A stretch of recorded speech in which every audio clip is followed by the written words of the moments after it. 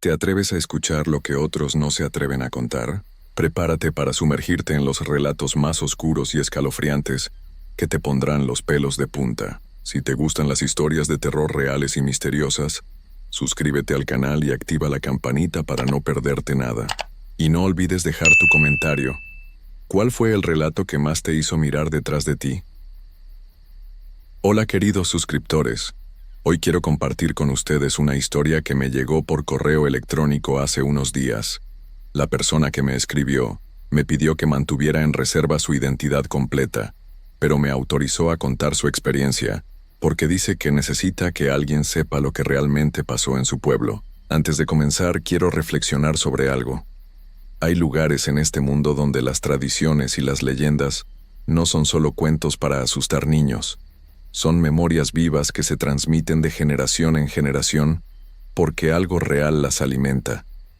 Hay pueblos donde la línea entre lo que conocemos y lo que no podemos explicar se vuelve muy delgada.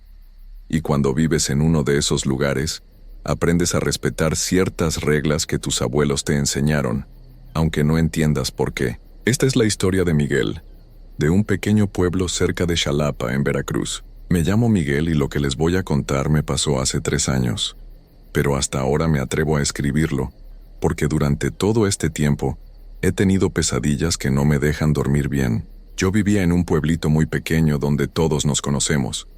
Es de esos lugares donde no pasa nada interesante, donde la gente se levanta temprano para trabajar en el campo y se acuesta cuando se oculta el sol. Mi casa estaba cerca del río que atraviesa el pueblo. Un río que en temporada de lluvia se vuelve muy caudaloso y peligroso. Desde que era niño, mi abuela me contaba la historia de una mujer que se aparecía por las noches cerca del agua. Decía que había perdido a sus hijos de una manera muy triste y que su alma no podía descansar. Por eso lloraba y lloraba buscándolos eternamente.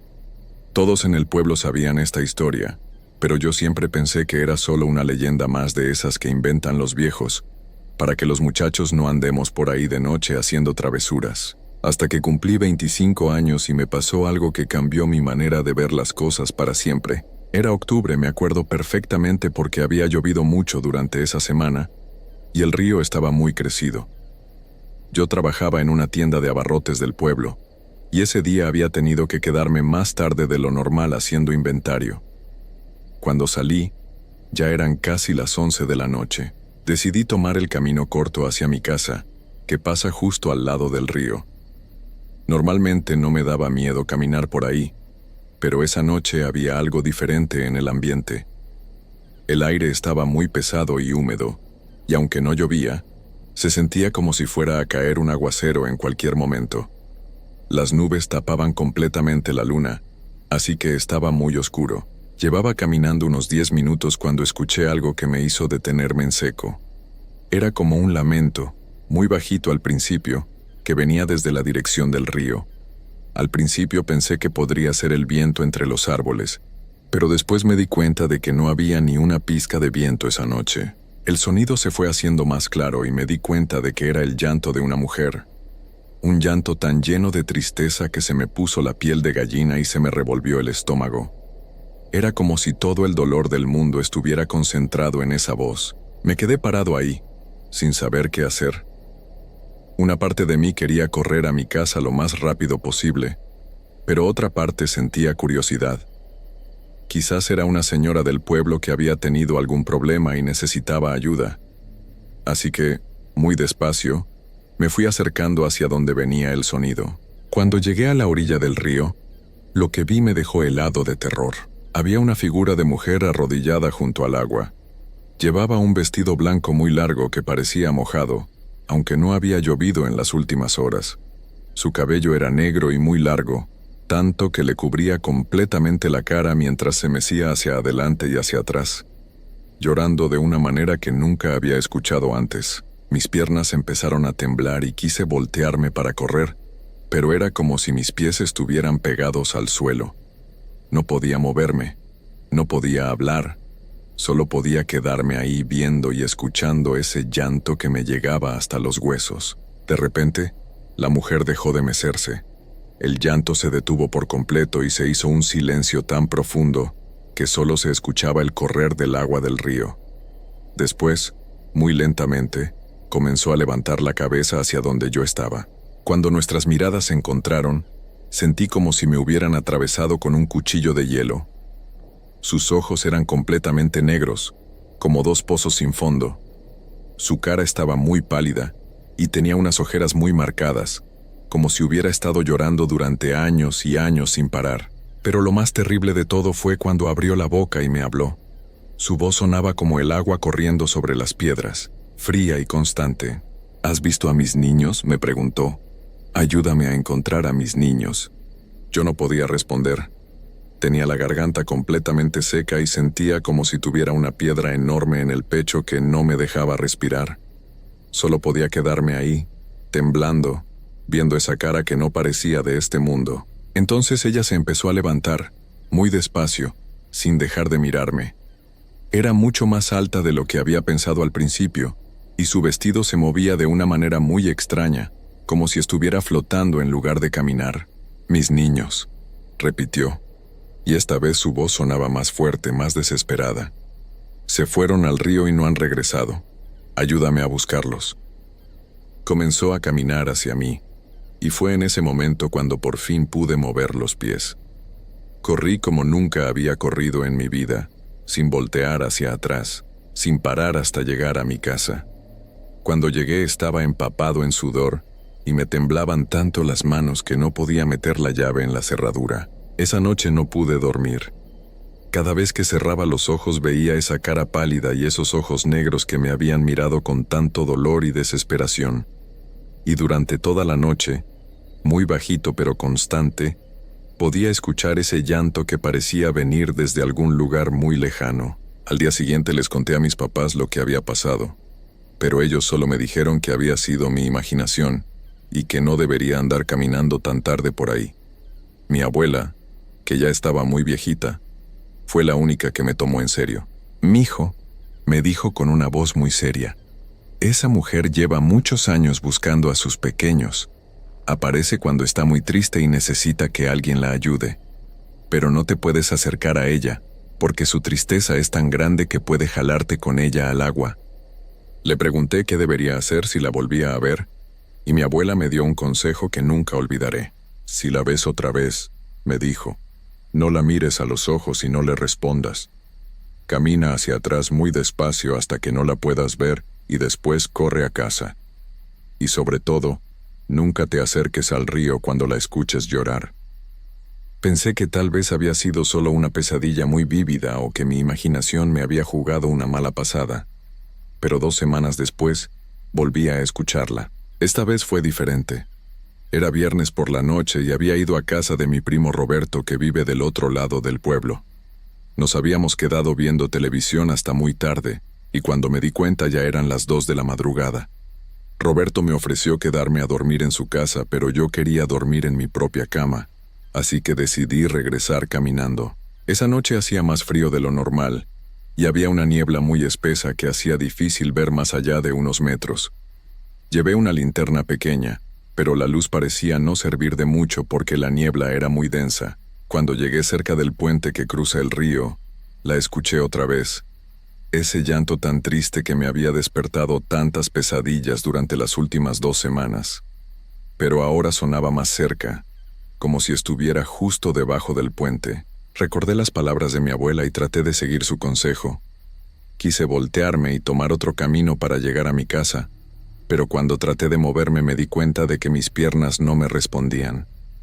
Era como si algo invisible me estuviera jalando hacia el río. El llanto se hizo más fuerte y más desesperado, y entonces escuché algo que me heló la sangre en las venas. Entre los lamentos de la mujer pude escuchar otras voces. Voces de niños pequeños que también lloraban y gritaban pidiendo ayuda. «¡Mamá!», gritaban las vocecitas, «¡Mamá, ayúdanos!». Y la mujer les respondía con un grito que no parecía humano. «¿Dónde están? ¿Dónde están mis bebés?». La niebla comenzó a moverse de una manera muy extraña, como si tuviera vida propia. Se empezó a formar una especie de remolino alrededor de mis pies, y sentí como si manos invisibles me estuvieran tocando las piernas, tratando de jalarme hacia abajo. Entonces la vi otra vez. Salió de entre la niebla caminando muy despacio hacia donde yo estaba parado. Esta vez pude verla mejor. Su vestido blanco estaba completamente empapado y goteaba agua constantemente, como si acabara de salir del río.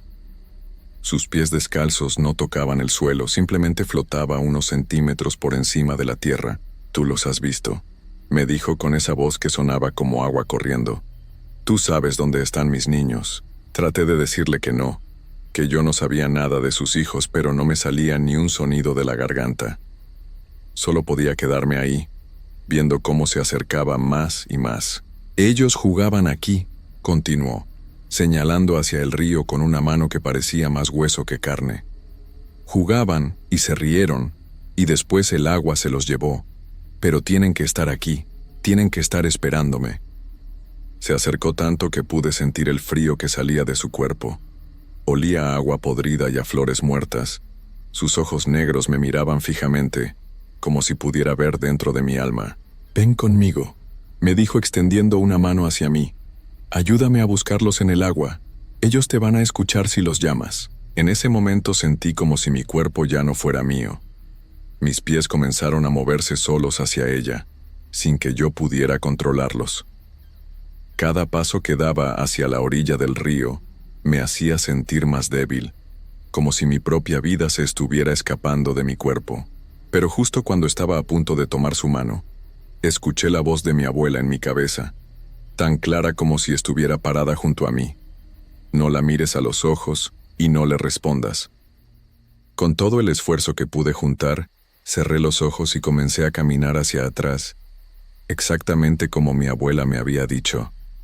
Fue lo más difícil que he hecho en mi vida, porque sentía como si 1000 manos invisibles me estuvieran jalando hacia el río. La mujer comenzó a gritar de una manera horrible. No eran gritos humanos, sonaban como el viento durante una tormenta muy fuerte.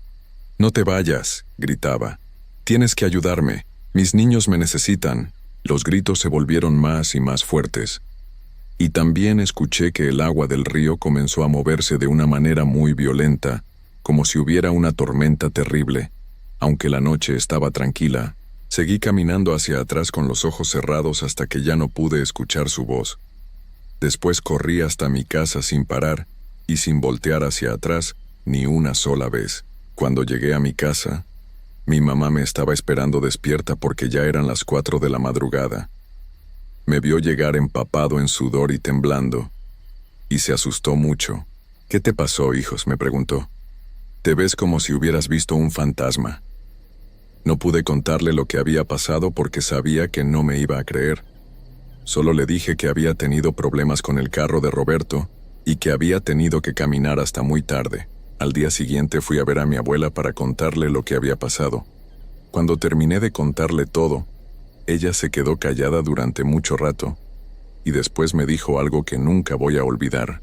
«Mijo», me dijo muy seria, «esa mujer ya te conoce, ya sabe quién eres y dónde vives. Cada vez que la veas va a ser más difícil escapar de ella». Le pregunté qué podía hacer para que me dejara en paz, pero mi abuela solo movió la cabeza con tristeza. «Ya no hay nada que puedas hacer», me dijo. «Cuando ella decide que alguien la va a ayudar a buscar a sus hijos, no se da por vencida hasta conseguirlo». Desde ese día, mi vida cambió completamente. Cada noche escucho su llanto, muy bajito pero constante. Al principio solo lo escuchaba cuando estaba cerca del río, pero con el tiempo comencé a escucharlo en mi propia casa. Después, empecé a escucharlo durante el día también. Ahora, 3 años después, ya no puedo dormir sin escuchar ese llanto que me persigue a todas partes. He tratado de mudarme del pueblo, pero no importa a dónde vaya, ella siempre me encuentra. Incluso cuando estoy en la ciudad, en medio de todo el ruido y la gente, puedo escuchar su voz llamándome por mi nombre. «Miguel», dice muy bajito, «ayúdame a encontrar a mis niños. Sé que un día voy a tener que regresar al río. Sé que no voy a poder resistir para siempre su llamado. Y cuando ese día llegue, sé que voy a caminar hacia el agua para ayudarla a buscar a sus hijos que nunca van a aparecer, porque ellos ya no están en este mundo». La gente del pueblo dice que otros hombres han desaparecido cerca del río durante los últimos años. Los encuentran días después, flotando en el agua, con una expresión de tristeza tan profunda en sus caras que da miedo verlos. Yo sé que pronto voy a ser uno de ellos. Por eso les escribo esta carta, para que alguien sepa lo que realmente pasó cuando encuentren mi cuerpo, y para advertirles que si algún día visitan pueblos pequeños cerca de ríos y escuchan el llanto de una mujer por las noches, no se acerquen, no la miren a los ojos, no le respondan. Y sobre todo, nunca traten de ayudarla, porque su tristeza es tan grande que los va a jalar con ella hacia un lugar donde no hay regreso. Mi abuela tenía razón. Algunas personas están condenadas a buscar algo que nunca van a encontrar, y cuando nos convertimos en parte de su búsqueda, nos condenamos junto con ellas. Cada noche su voz se escucha más clara. Cada noche siento más ganas de ir al río, y sé que muy pronto ya no voy a poder resistir más. Hay historias que el tiempo no puede borrar, que se quedan pegadas a los lugares como sombras eternas. Hay verdades tan oscuras que prefieren contarse como leyendas, porque la realidad a veces es demasiado terrible para aceptarla tal como es. Lo que voy a contarte no es solo una historia del pasado, es algo que sigue vivo, respirando en cada rincón del puerto de Veracruz. Mi nombre es Roberto, soy de Boca del Río, Veracruz, y trabajo como guía turístico en el centro histórico del puerto. Llevo 15 años contando historias a los visitantes, pero hay una que jamás incluyo en mis recorridos oficiales. Una historia que conocí de la forma más terrible que puedas imaginar. Todo comenzó hace 3 meses, cuando decidí investigar más sobre las leyendas locales para enriquecer mis tours. El nombre de Lorencillo aparecía una y otra vez en documentos antiguos, pero siempre de manera incompleta, como si algo o alguien hubiera borrado a propósito los detalles más importantes. Lorencillo no era su verdadero nombre. Se llamaba Laurent Graf, un francés que llegó a estas costas en 1683. Pero aquí, en Veracruz, todos lo conocían como Lorencillo, y ese nombre pronto se volvería sinónimo de terror en todo el Golfo de México. La primera vez que escuché hablar realmente de él fue en la biblioteca histórica, cuando una anciana empleada me susurró al oído que dejara de buscar información sobre ese hombre. Sus ojos brillaban con un miedo genuino cuando me dijo: «Hay cosas que es mejor dejar enterradas, joven. Lorencillo nunca se fue de verdad de aquí». Pero yo era escéptico. Creía que las leyendas eran solo eso, historias para asustar niños o atraer turistas. Qué equivocado estaba. La verdadera historia de Lorencillo comenzó a revelarse cuando encontré el diario de un comerciante español llamado Eduardo, fechado en 1683. Las páginas estaban amarillentas y manchadas, pero las palabras seguían siendo legibles.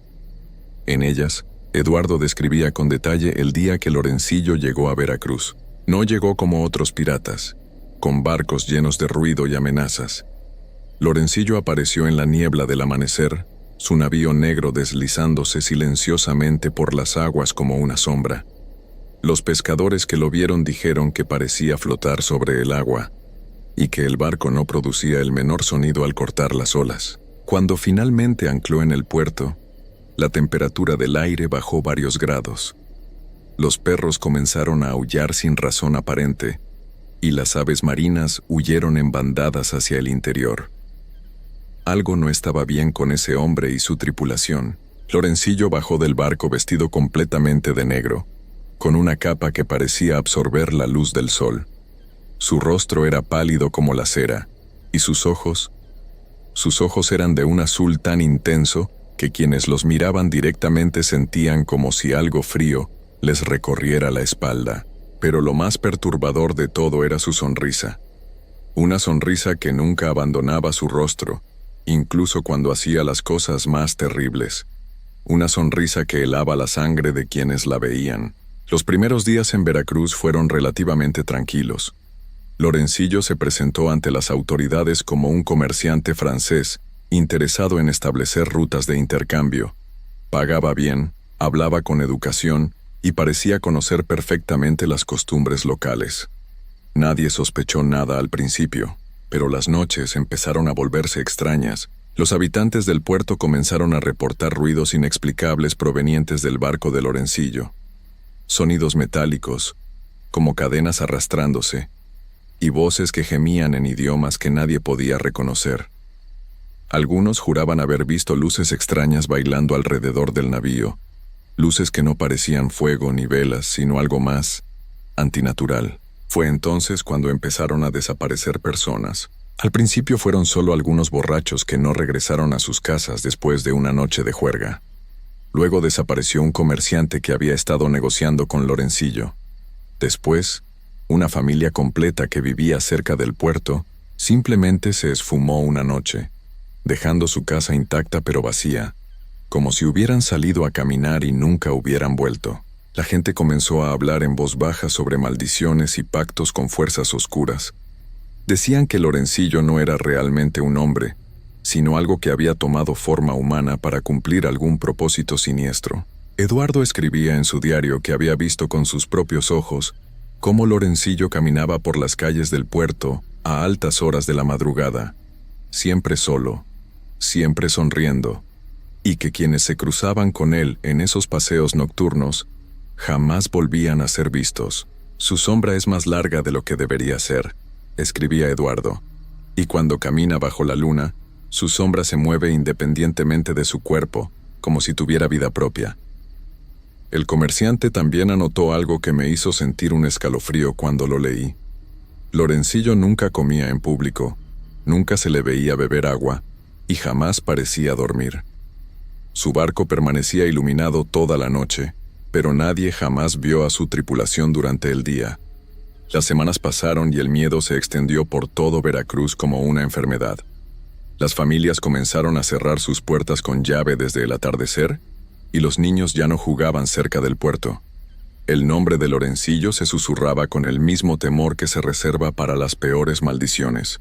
Pero lo más aterrador aún estaba por llegar. Una noche de luna nueva, el sacerdote del pueblo, el padre Miguel, decidió que era hora de enfrentar a Lorencillo. Armado solo con su fe y un crucifijo de plata, se dirigió al barco del pirata para exigirle que se fuera de Veracruz. Lo que pasó esa noche cambió para siempre la historia del puerto. Eduardo escribió en su diario que pudo ver desde su casa cómo el padre Miguel subía a bordo del barco negro de Lorencillo. La embarcación estaba extrañamente silenciosa, y una niebla espesa comenzó a formarse alrededor de ella, como si el mismo mar tratara de ocultar lo que estaba por suceder. Durante varias horas no se escuchó nada, ni voces, ni gritos, ni siquiera el crujido de la madera. El pueblo entero parecía contener la respiración, esperando alguna señal de lo que ocurría en ese barco maldito. Fue cerca de las 4 de la madrugada cuando el silencio se rompió. Un grito desgarrador atravesó la noche, un grito que no sonaba completamente humano. Era una mezcla de dolor y terror tan profunda que despertó a todo el pueblo. Los perros comenzaron a aullar al unísono, y las campanas de la iglesia empezaron a sonar solas, como si una fuerza invisible las moviera. Luego todo volvió a quedar en silencio. Al amanecer, cuando los más valientes se atrevieron a acercarse al puerto, el barco de Lorencillo había desaparecido. No había rastros de que hubiera estado allí, ni siquiera las marcas que dejan las anclas en el fondo del mar. Era como si nunca hubiera existido.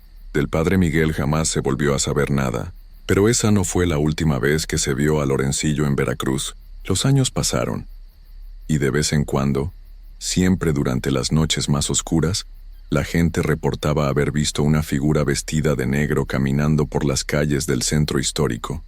Siempre solo, siempre sonriendo, esa sonrisa helada que tanto había aterrorizado a los habitantes del puerto. Lo más extraño era que quienes afirmaban haberlo visto, describían exactamente los mismos detalles. La capa negra que absorbía la luz, los ojos azules como hielo, y esa sombra que se movía independientemente de su cuerpo. Durante mi investigación encontré registros de avistamientos de Lorencillo en 1701, 1734, 1762, 1805, 1823, 1856, 1889, 1903, 1934, 1967, 1982, y el más reciente, en 1999. Cada aparición coincidía con la desaparición de al menos una persona. Siempre alguien que caminaba solo por las noches, alguien que se encontraba con esa figura sonriente y después simplemente se desvanecía de la faz de la tierra. Conforme profundizaba más en la investigación, comencé a experimentar cosas extrañas. Pesadillas donde veía un barco negro navegando en aguas que parecían estar hechas de sombras. Sueños donde una voz susurraba mi nombre con un acento francés, invitándome a unirme a una tripulación eterna. Empecé a sentir que alguien me observaba cuando caminaba solo, especialmente durante las noches. Varias veces me di vuelta esperando encontrar a alguien detrás de mí, pero solo había oscuridad. Sin embargo, la sensación de estar siendo vigilado nunca me abandonaba. Una noche, mientras revisaba los documentos en mi casa, escuché un sonido que me heló la sangre. Era el crujir de madera, como el de un barco balanceándose en el agua. Pero mi casa está a varios kilómetros del puerto, y no había viento esa noche. Miré por la ventana y no vi nada fuera de lo normal.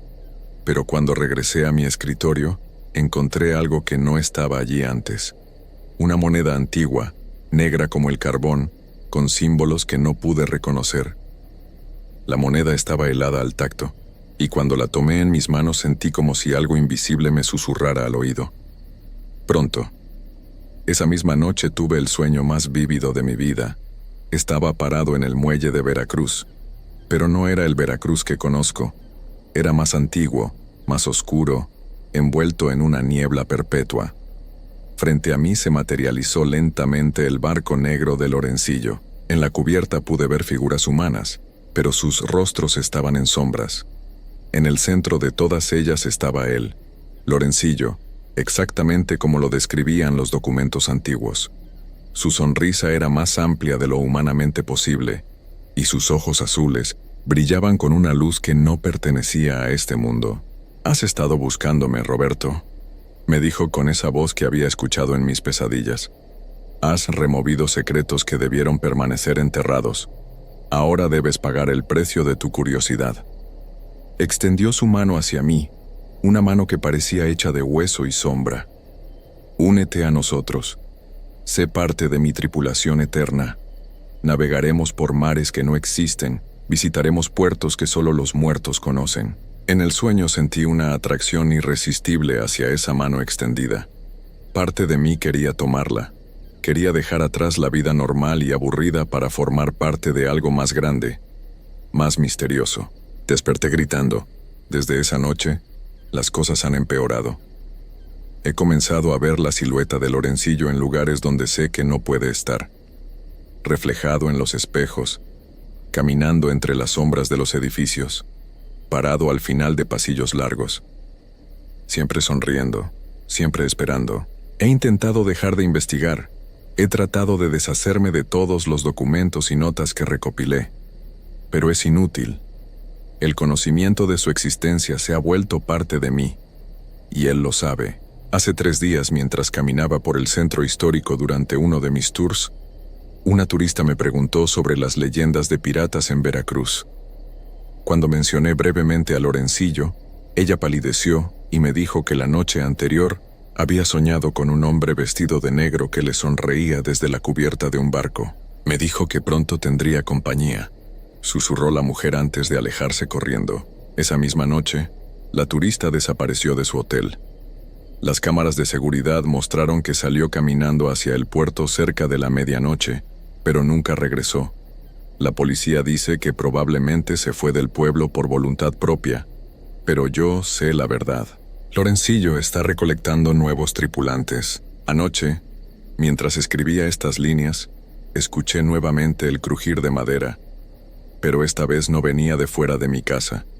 Venía de abajo, como si mi casa estuviera construida sobre la cubierta de un barco. Miré por la ventana y vi algo que confirmó mis peores temores. El puerto de Veracruz estaba envuelto en esa niebla antinatural que los documentos antiguos describían, y navegando lentamente entre la bruma, distinguí la silueta inconfundible de un barco negro.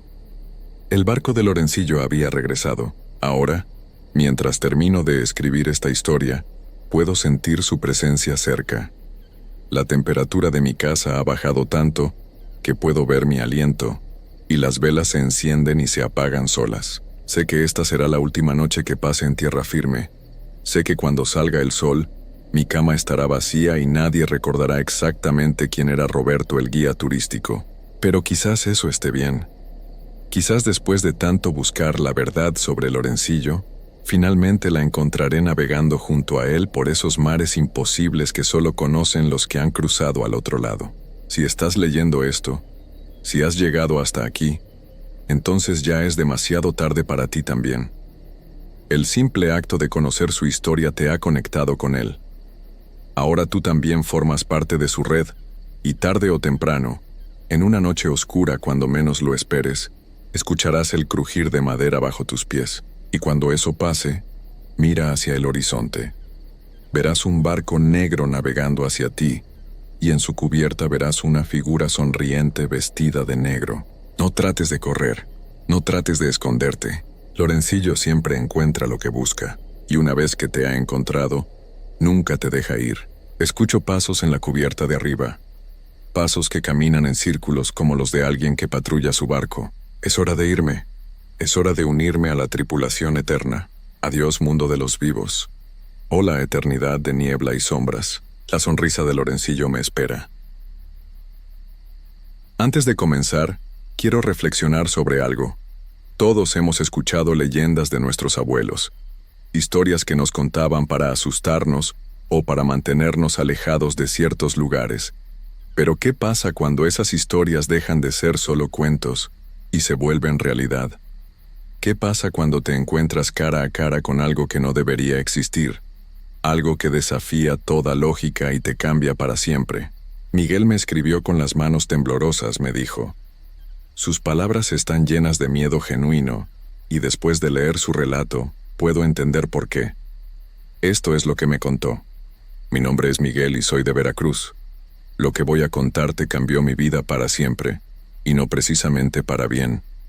Todavía no puedo dormir tranquilo, y cada vez que cierro los ojos, veo esa cosa pequeña y deforme que me persigue en mis pesadillas. Todo comenzó hace 3 meses, cuando decidí mudarme a una casa vieja en las afueras de la ciudad. La casa era perfecta para mí, espaciosa, barata, y con un patio grande donde podía tener mis plantas. Lo que no sabía era que estaba construida justo al lado de una huaca prehispánica, uno de esos montículos de tierra que quedaron como vestigios de nuestros antepasados.